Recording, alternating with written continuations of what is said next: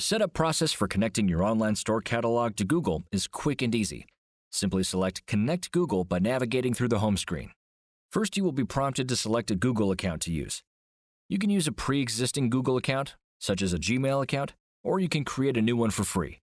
Next, Channel Cloud will create a Google Merchant Center account automatically for you to sync your products with, or you can connect to an existing Google Merchant Center account if you wish. Once your Google Merchant Center account is connected, you'll be presented with our channel check flow for Google. This will guide you through things that you will need in place for Google to accept your products into Google Merchant Center. Simply follow the prompts until you have completed all the steps, and then publish your products to Google Merchant Center. It's possible to sync your products with Google without all the steps having been completed, but Google will likely return errors, so it's better to complete the steps prior to publishing.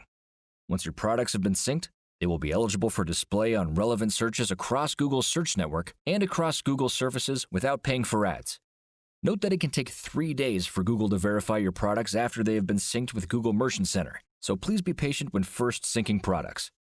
Once you've populated Google Merchant Center with your products, it's time to start getting your products in front of more customers with Google Shopping Smart campaigns.